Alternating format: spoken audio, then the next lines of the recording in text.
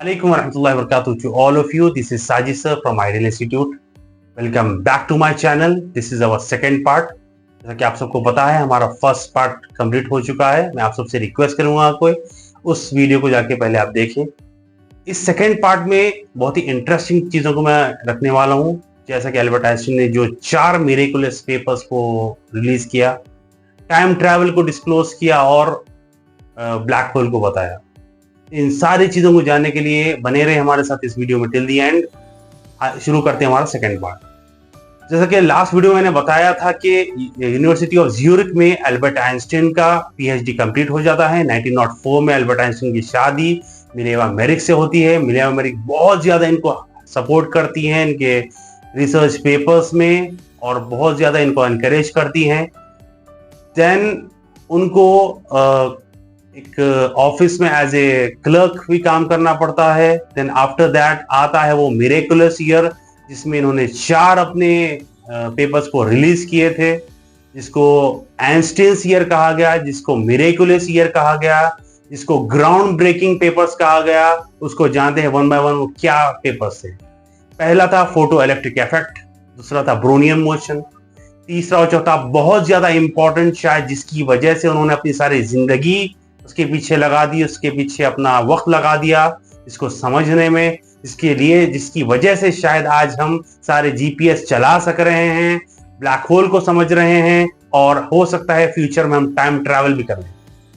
और अगर इन सारी चीजों को हम डिटेल में समझें, जो पहला फोटो इलेक्ट्रिक इफेक्ट है उसके बारे में पहले हम समझेंगे कि इसमें बताया गया है कि किस तरह जब कभी भी लाइट की एक सूटेबल फ्रीक्वेंसी होती है, जब वो एक मेटल पे पड़ती है तो इलेक्ट्रॉन्स निकलते हैं। और इलेक्ट्रॉन जो कि बहुत ज्यादा इंपॉर्टेंट हमारे लिए टेक्नोलॉजी को समझने के लिए, क्योंकि जैसा कि आज जितने भी सोलर पैनल्स है या इलेक्ट्रॉन्स की स्टडीज है या नैनो टेक्नोलॉजी है, ये सारे के सारे इसी टेक्नोलॉजी के ऊपर निर्भर है। और अल्टीमेटली एनर्जी ही इलेक्ट्रॉन्स है। एनर्जी क्या होती है? E is equal to mc²। जब कभी भी आप लाइट की स्पीड को बेंड करोगे, पूरा का पूरा मास एनर्जी में कन्वर्ट हो जाएगा। और मास क्या है? Wait matters. मैटर्स क्या है? Electrons, protons and neutrons. Protons और न्यूट्रॉन्स तो न्यूक्लियस में आते हैं और मेन इलेक्ट्रॉन्स ही इसमें होते हैं। और जैसे आप सबको पता है कि इलेक्ट्रॉन्स हमारे अतराफ में रिवॉल्व होते हैं, रहते हैं। और इसी की वजह से सारी दुनिया की जो टेक्नोलॉजी चल रही है, जैसा कि हमारे मोबाइल फोन्स हो गए और इंटरनेट्स हो गए, सब इसी पे ही चलते हैं। और इनकी इसी से इलेक्ट्रॉन से रिलेटेड एक क्वांटम थियरी भी इन्होंने रिलीज की थी, क्योंकि वो भी बहुत ज्यादा पॉपुलर हुई थी। नेक्स्ट है क्वांटम मोशन। जिगजैग मोशन में जो पार्टिकल्स निकलते हैं वो है ब्रोनियन मोशन। तीसरा बहुत ज्यादा इंपॉर्टेंट है, that is special theory of relativity. इसमें समझाया गया कि एक टाइम ट्रैवल क्या होता है।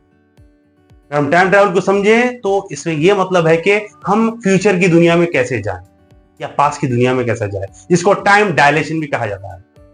इसमें काइनेटिक टाइम डायलेशन का इस्तेमाल करते हुए हम फ्यूचर ट्रैवल कर सकते हैं। मिसाल के तौर पर कैसा होगा पॉसिबल ये? मान लीजिए हम एक हेलीकॉप्टर बनाते हैं जो कि लाइट की स्पीड से ट्रैवल कर रहा है। लाइट की स्पीड तो आजकल कोई भी ऐसी मशीन पॉसिबल नहीं है जो कि 3 लाख किलोमीटर पर सेकंड की स्पीड से जाए।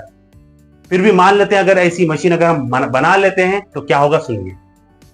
अगर हम ऐसा हेलीकॉप्टर बनाते हैं और धरती का हम अतराफ फिरते घूमते हैं या स्पेस में जाके 1 साल वहां रुकते हैं, तो टाइम में इतनी तब्दीली आएगी वो स्पीड से जो हम जा रहे हैं। जब 1 साल के बाद जब हम लौट के आएंगे तो दुनिया में इस धरती पे 70 साल गुजर चुके होंगे। और एक मिसाल आप ऐसी ले लीजिए, एक एरोप्लेन रख लीजिए आप, उसमें एक क्लॉक रखिए और एक क्लॉक आप धरती पे रखिए, और उस जो एरोप्लेन में जो आप क्लॉक रख रहे हैं उसको आप धरती के एक चक्कर मार के जब वापस लाएंगे तो कुछ नैनो सेकंड फर्क दिखेगा आपको। इस तरह एल्बर्ट आइंस्टाइन ने इसको प्रूफ कर दिया कि टाइम एक फिक्स नहीं है, टाइम एक रिलेटिव है। ताकि आइजैक न्यूटन का यह मानना था कि टाइम एक कांस्टेंट सी चीज है, टाइम को आप बदल नहीं सकते, चाहे धरती पे रहो, स्पेस पे रहो, मार्स पे रहो, टाइम फिक्स ही रहेगा। लेकिन एल्बर्ट आइंस्टाइन ने बता दिया कि स्पीड जब आप यूज करोगे तो टाइम धीरे चलेगा। अगर आप ग्रेविटी यूज करोगे, ग्रेविटी ऑब्जेक्ट्स के सामने आप रहोगे तो टाइम धीरे चलेगा। ये थी स्पेशल थियरी ऑफ रिलेटिविटी। इसको और अगर समझना है तो आप इसको भी एक एग्जांपल ले सकते हैं। जैसे कि हमारी धरती के अतराफ में सारे जो सैटेलाइट्स चलते हैं, वहां पर एक एटम क्लॉक भी रहता है। इसको हर साल कुछ सेकंड्स पीछे सेट करना पड़ता है, क्योंकि अगर वो कुछ सेकंड सेट नहीं करेंगे तो टाइम फिर उधर अलग बताएगा और धरती भी अलग बताएगा। क्योंकि जो स्पीड से जो सैटेलाइट्स घूमते रहती हैं, क्योंकि क्लॉक वहां पर अटैच रहता है, वहां पर कुछ सेकंड, नैनो सेकंड्स पीछे हो जाती है घड़ी। उसी तरह जनरल थियरी ऑफ रिलेटिविटी भी उन्हें काफी अच्छा बताया। जनरल थियरी ऑफ रिलेटिविटी में यह बताया कि जब कभी भी आप कोई भी ग्रेविटेशनल ऑब्जेक्ट के करीब में आप रहोगे, जैसे कि मान लीजिए कि जुपिटर है या सन है, उसके करीब में जब आप टाइम स्पेंड करोगे तो वहां टाइम धीरे चलेगा। उसी तरह ब्लैक होल, इससे भी ज्यादा उसमें ग्रेविटेशनल फोर्सेस होती है। ब्लैक होल क्या है? ब्लैक होल एक स्टार होता है जिसको हम कोलैप्स स्टार कहते हैं। इसकी फर्स्ट पिक्चर हमें हॉरिजॉन टेलीस्कोप के थ्रू देखने को मिली थी, जिसमें करोड़ों रुपए लगाए गए थे एक पिक्चर क्लिक करने के लिए। मैं कोशिश करूंगा उस पिक्चर को भी निकालने के लिए। वो पिक्चर जो है ना, उसमें हमें बताया गया कि ब्लैक होल भी एग्जिस्ट करता है। अगर आप ब्लैक होल के सामने अगर टाइम एग्जिस्ट करेंगे, कुछ टाइम स्पेंड करेंगे, तो आपका टाइम धीरे चलेगा। और ये सारी चीजें सुभान अल्लाह हमारे कुरान में भी मौजूद है कि टाइम ट्रैवल और ब्लैक होल जैसी चीजें मौजूद है। अगर मैं आपको कंपेनियंस ऑफ केव, सूरह कहफ में जो वाकया है, नौजवान जो जाके केव में जाते हैं, वहां पर अपना टाइम स्पेंड करते हैं क्योंकि उनकी जान को खतरा होता है, और जब वो सो के उठते हैं तो जब देखते हैं उनके हिसाब से वो आधा दिन या एक दिन सोए हुए रहते हैं। जब वो बाहर निकल के दुनिया को देखते हैं तो तकरीबन 309 साल वो सोकर उठते हैं। जो 3 दोस्त थे जो केव में थे, उनके लिए टाइम स्लो चल रहा है, रिलेटिवली हमारी धरती पे तेज चल रहा है। उसी तरह अगर आप ईसा अलैहिस्सलाम का वाकया लेंगे तो उसमें भी बहुत जबरदस्त तरीके से बताया है। जब क्रूसिफिकेशन के टाइम पे ईसा अलैहिस्सलाम को अल्लाह ताला अपने पास खींच लेते हैं तो वहां पर कोई दूसरा शख्स वहां पर मौजूद होता है, और ईसा अलैहिस्सलाम को अल्लाह ताला ने उठा लिया, जिसका अल्लाह ताला ने जिक्र कुरान में किया। और जब दज्जाल आएंगे तो उसके खात्मे के लिए ईसा अलैहिस्सलाम को अल्लाह ताला भेजेंगे, और ईसा अलैहिस्सलाम वही एज में रहेंगे जो एज में अल्लाह ताला ने उन्हें उठाया था। ये भी एक टाइम ट्रैवल है। मोहम्मद सल्लल्लाहु अलैहि वसल्लम का बहुत बेहतरीन वाकया, जब आप सल्लल्लाहु अलैहि वसल्लम मक्का से जेरूसलम और जेरूसलम से 7 आसमान पार अल्लाह से मुलाकात के लिए जब जाते हैं मेराज में, वो वाकई में जाके अल्लाह के रसूल जब वापस आते हैं तो 1/3 नाइट में जब आते हैं तो काफी सारे क्वेश्चंस भी ये रेस हुए कि किस तरह आप सल्लल्लाहु अलैहि वसल्लम इतने टाइम में जो है ना मक्का से जेरूसलम, जेरूसलम से अल्लाह ताला के पास जाकर वापस भी आ गए। तो अल्हम्दुलिल्लाह काफी सारे साइंटिस्ट ये एक्सेप्ट कर रहे हैं कि टाइम ट्रैवल और ब्लैक होल जैसी चीजें एग्जिस्ट करती हैं, जिसमें टाइम में फर्क हो जाता है। स्पीड जब बढ़ जाती है चीज की, ऑब्जेक्ट की, तो वहां पर टाइम धीरे चलता है, रिलेटेड टू यहाँ धरती के, यहां पर तेज चलता है। तो इन सारी चीजों का इन्वेंशन अल्बर्ट आइंस्टाइन ने क्लियर कर दिया। जो स्टीफन हॉकिंग ने अपने सारे थियरीज और प्रूफ दी रखे, वो सारे आइंस्टाइन के जो भी थियरी से उसकी हेल्प से। और हम भी ये बेहतरीन तरह से मानते हैं कि जैसा कि डॉक्टर जाकिर नाइक ने बताया कि Quran is the book of sine not the science. Quran SIGNS निशानियों की किताब है, साइंस की किताब नहीं है।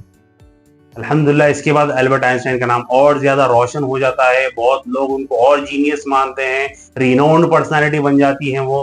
काफी सारी कंट्रीज उनको अपनी नेशनलिटी जो है ना ऑफर करती हैं, क्योंकि जैसा ना मैंने वीडियो के फर्स्ट पार्ट में कहा था कि वो एक जर्मन के थे और एक ज्यूइश थे, यहूदी थे, जहां पर बहुत ज्यादा मास किलिंग्स हो रहे थे और एजुकेटेड जो है ना ज्यूइश को खत्म कर दे रहे थे। इसलिए फिर उन्होंने अपनी जो जर्मनी की सिटीजनशिप थी उसको रिनाउंस कर दी और अमेरिका की सिटीजनशिप को एक्सेप्ट कर ली। लेटर ऑन उनको ये भी चीज का बहुत ज्यादा रिग्रेट हुआ था कि जो उन्होंने E=mc² से जो एटम बम बनाया था उसका जो है ना बहुत मिसयूज हुआ। हिरोशिमा नागासाकी में जो है ना वहां पर बम ब्लास्ट था, एटम बम जो बना था वो ब्लास्ट हुआ था, तो उनको बहुत ज्यादा तकलीफ भी थी कि इनके इन्वेंशंस को जो है ना गलत इस्तेमाल हो रहा है। इसी तरह उनका जो देहांत है एट द एज ऑफ 76 को हो जाता है। इसी तरह एक इंस्पिरेशनल एक जो पर्सनालिटी होती है उसका एरा एंड होता है। तो ये थी कुछ इंपॉर्टेंट बातें। मैं मुझे इसके साथ साथ उन सारे स्टूडेंट्स को भी मुझे मोटिवेट करना है जो मैथ्स और साइंस से दूर भागते हैं। मैथ्स और साइंस भागने की चीज नहीं है। आप जितना समझ के पढ़ेंगे, जितना आप लर्न करेंगे, अंडरस्टैंड करेंगे चीजों को, उतनी ही आसानी से आप इन सारी चीजों को अडॉप्ट कर सकेंगे। और नथिंग इज इम्पॉसिबल। स्टूडेंट्स एज बहुत बेहतरीन एज होती है। आपको गाइडेंस लीजिए, ट्यूशन ज्वाइन करिए, आप जो आपके लिए आप बेस्ट होता है आप कोशिश करिए। इंशाअल्लाह ताला आप भी दुनिया में इंशाल्लाह आपकी भी कंट्रीब्यूशन देने की कोशिश करिए। उम्मीद करता हूं आप सबको ये वीडियो जरूर पसंद आएगी। अगर आई तो जरूर मेरे वीडियो को शेयर करें, लाइक करें और यूट्यूब चैनल पे मुझे सब्सक्राइब करें। मिलते हैं हमारे अगले वीडियो में। टिल देन टेक केयर, फी अमानिल्लाह।